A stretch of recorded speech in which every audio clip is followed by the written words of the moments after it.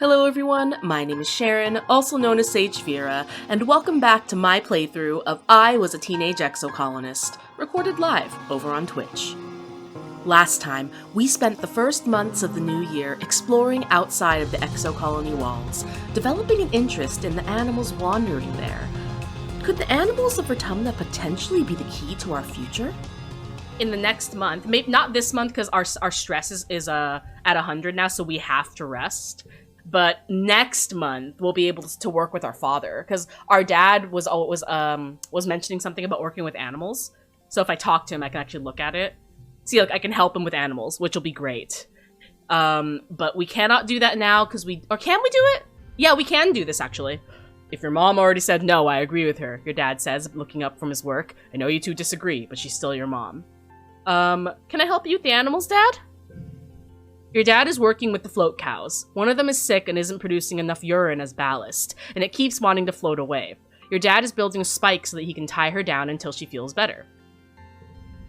You hold onto the leash, feeling like a little kid with a balloon. A big, woolly, gassy balloon.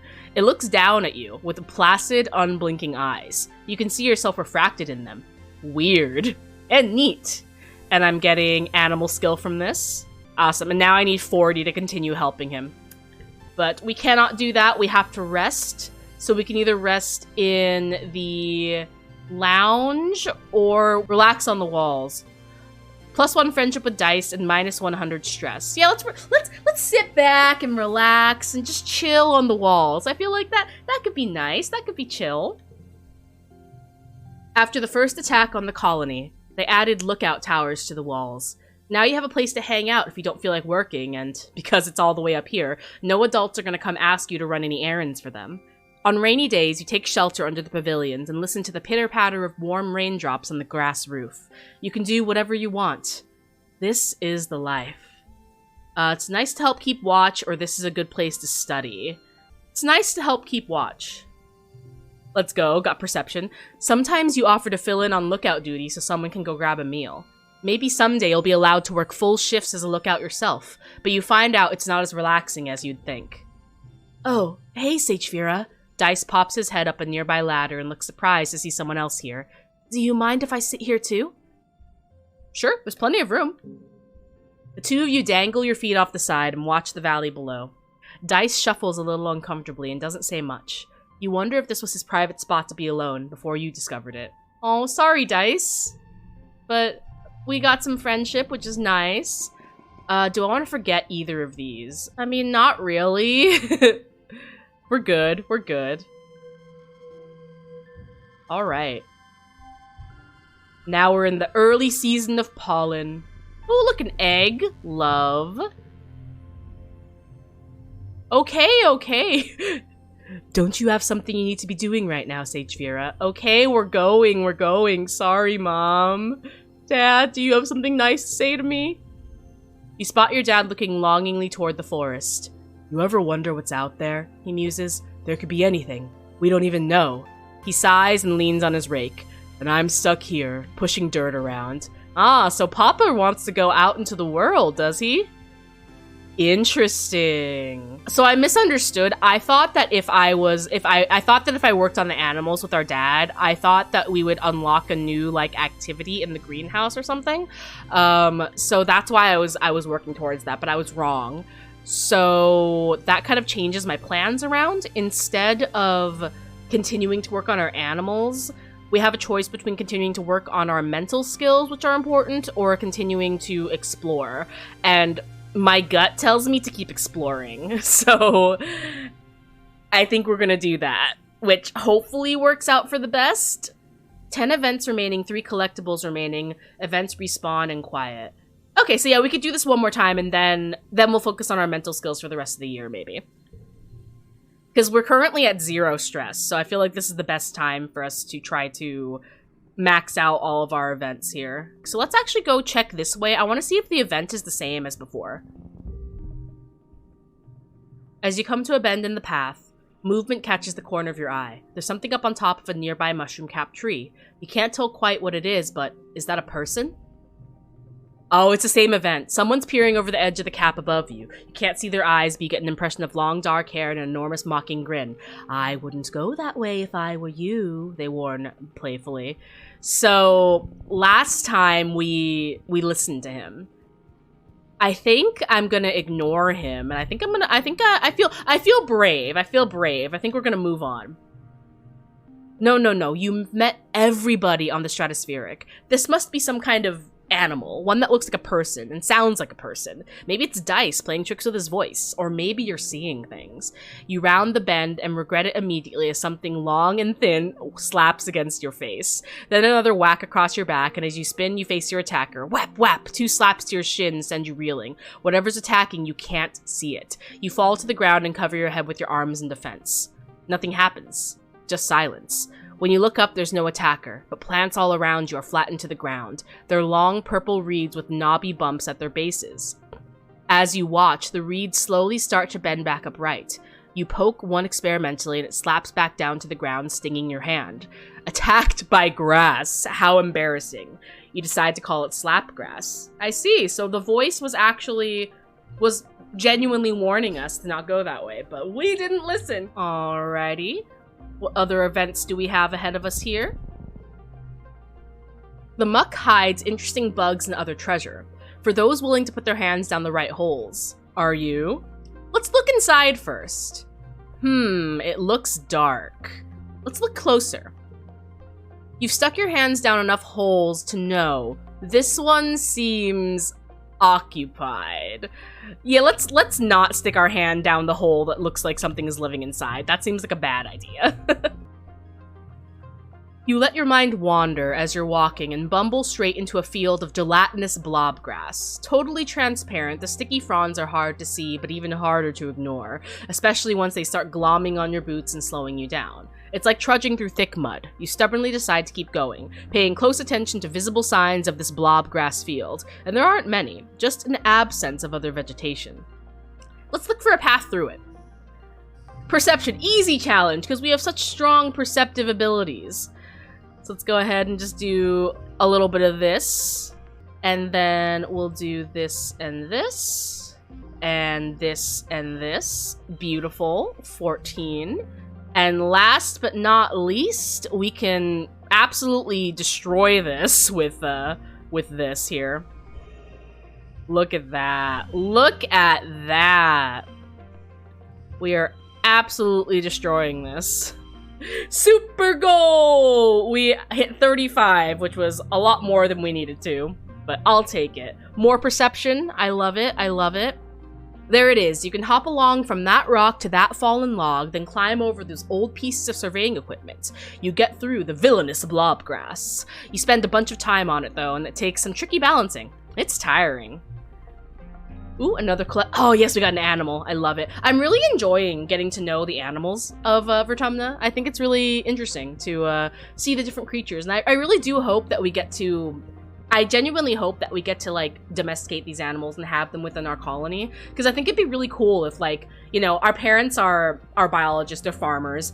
It'd be really cool if we could be, like, farmers, but, like, you know, ranchers, that we could be the ones, you know, helping with the animals specifically while they're doing the plant life. I think that'd be really, really neat. But maybe that's just me. Alright, let's talk to this little animal here. You walk into a clearing and immediately stop in your tracks. There's a Unisaur here. You've seen them before, but they still fill you with a sense of awe. Let's be very, very quiet. Alright, we got more perceptive. We are a very perceptive little dude. I love it. Yeah, aren't they beautiful? Look at it. As you settle in to watch it from behind a strand of mush tree, the Unisaur looks up towards you, startled by your movement. You try and hold perfectly still and quiet your breathing. After a tense moment, it goes back to its business. First, it sniffs out a good tree and rubs the scent glands on its neck against it thoroughly. Then it pees, like a crystal waterfall, on a rock. Everything it does seems magical. You quietly take a picture with your hollow palm, but you know you can't share it or you'd get caught for sneaking out. I think this is the exact same dialogue we got last time we met with one of these animals. Next, it sharpens its horn against a rock, which is scored with marks from having done it before. This must be its favorite sharpening rock. You begin to notice the bulge in its stomach. It must have had a huge meal recently. Eventually it curls up for a nap and you quietly sneak away. This was so wonderful. Vertumna is a magical place. It really is. It really, really is. Alright. Let's do another activity out here. Geoponics engineers have set up a work site here, using the robo-plow to tear up the ground and prep it for farming. You don't want them to see you. They'll send you home for sure. Let's sneak past them, because we are very sneaky, very perceptive. I don't know why I'm talking like this. I'm so sorry. You know, maybe I'll just do that for my first round. Yeah, I'll just do this for my first round. Now I have lots of options for my second round. I think it might be better just to use these cards, actually, and then my last round hand. My last round hand can be really strong, because I already have it set up right here. If I don't get anything better... Oh, look at this. Look at this. Okay, okay, okay. 35? What a hand! What a hand! Yeah, let's go with that. Let's go! 3 stars, 3 stars. We skulk under the trees at the edge of their operation. The loud grinding of the robo-plow hides any noise you might have made. Alright, so we snuck past them. Easy peasy lemon squeezy. You stop for lunch, eating an earth treat grown from your own greenhouse. A watermelon, nice and sweet like a more solid potato pod. You munch away, spitting out the seeds. Let's just relax. You sit back and enjoy the midday rest and the beautiful surroundings. Let's go. Alright, so I guess the question is, let's try to finish the events out here. I think that'd be kind of cool. You leave the path and sneak through a strand of mush trees to one of the little sawmills dotting this area. It's a small but busy operation. 3 people feeding mush tree logs into a kind of machine, while a 4th one directs a 4-legged robot with a plasma saw mounted on the front. I'm absolutely going to stay and watch what they're doing. I want a card. You stay out of sight and watch how they do it. When one tree crashes down, it almost seems like the others are wincing. It's probably just your imagination, though. They aren't planting new ones or leaving any behind. You know the mush trees regrow every year, but can they still regrow when you cut them down like this? Oh no. Why do humans destroy everything we touch? We're deforesting Vertumna. That's awful. I mean, like, I'm glad we're getting a card out of it, but... Even the smaller trees, even the smaller trees and bushes are getting ground up for mulch, and a scary big grinder that sounds like a roaring beast. The entire process makes you uneasy, but proud of how industrious your colony is. I suppose that as we get older, this is something we're gonna have to consider, is that we came from Earth to come to this planet and create a new society. But we have to consider the repercussions of what we're doing here. We are aliens on this planet. We are setting foot, and we're setting down roots, and we're disrupting the natural ecosystem. So I'm interested to see. I'm interested to see how the game addresses that, because that is something to consider. That we are aliens on this planet, and what does that mean for the ecosystem? What does that mean for the world at large? Because I can see we're already kind of acknowledging it using that, and that's interesting. That's interesting. You come across a cluster of mush trees. They're not fully grown yet, but they're still pretty big. It might be good to harvest them before they get all gross and mushy during rain season. If you were older, you could probably cut them down and get some kudos for them. Let's just give them a friendly pat. You like mush trees. You give one a pat and are surprised when it moves under your hand. It's not the tree though, but a camouflaged creature lying against the trunk. It's small and looks a little like an octopus, or starfish. Lots of legs, wrapped around the tree like it's giving it a hug. Nice, and we get +2 animals and perception from that. Excellent. We got a new perk, chat. More collectibles. Collectibles respawn faster and more slots are filled. And that's from our perception being at level 2. That's awesome. Yeah, I would like to finish all the events out here.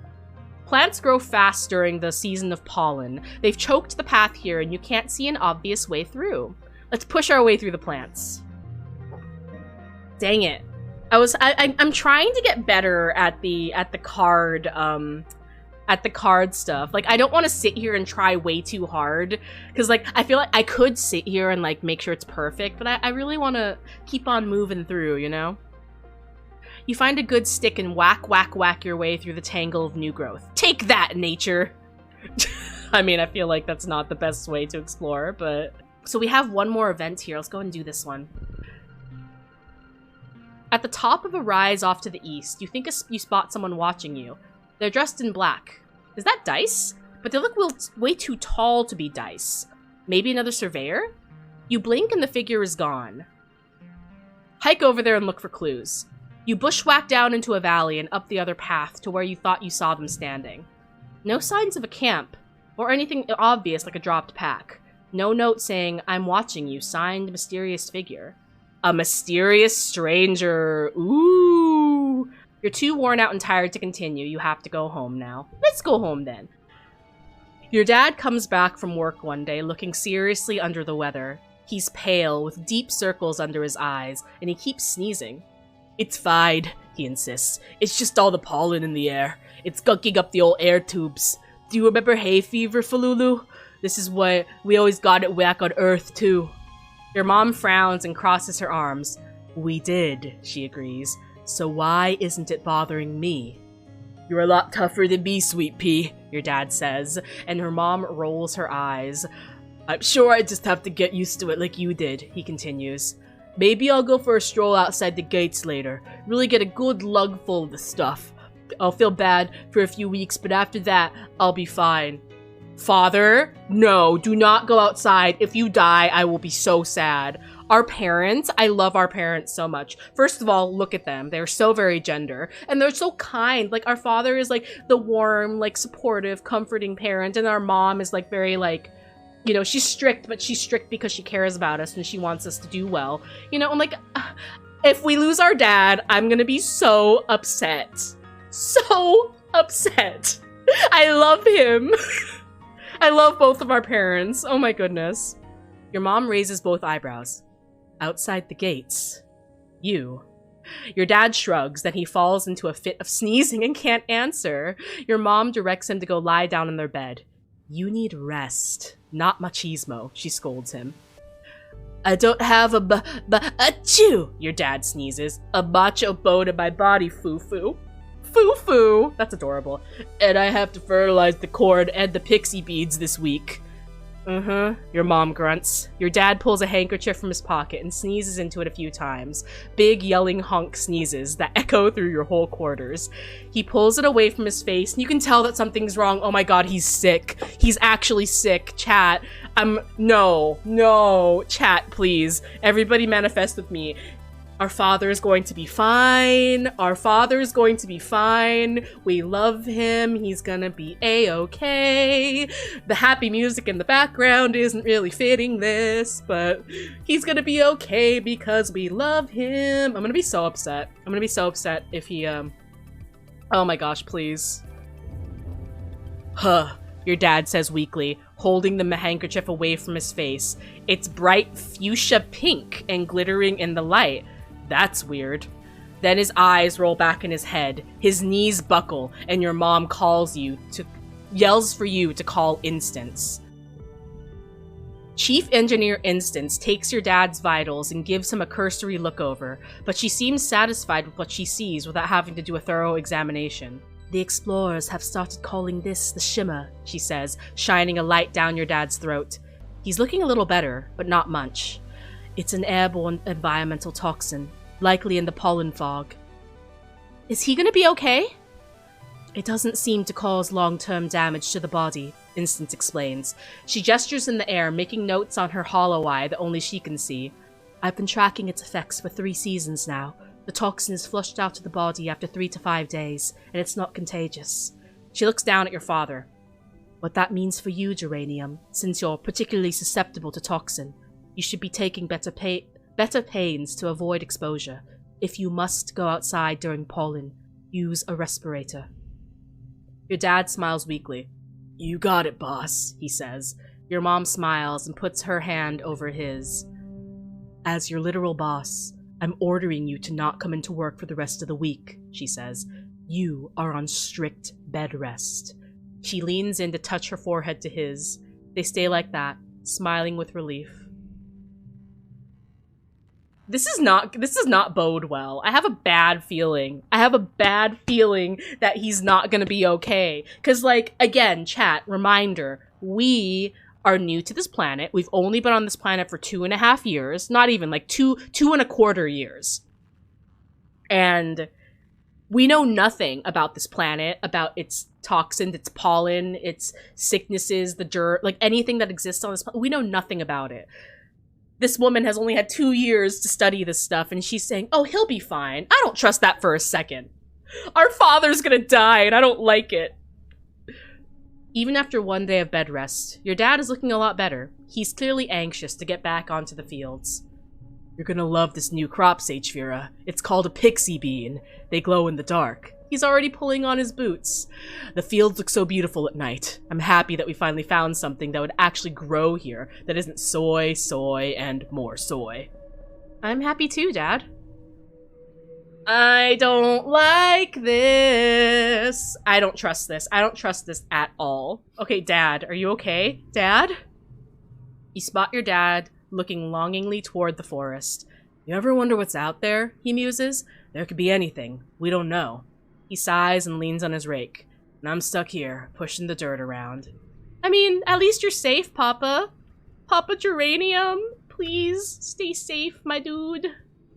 So our stress is currently maxed out, so we do need to rest. I do want to talk to our best friend Tangent, though. We do love Tangent. I want to talk to her and see what she has to say. Oh? Your hollow palm pulses with a message from Tange. Hello, Sagefira.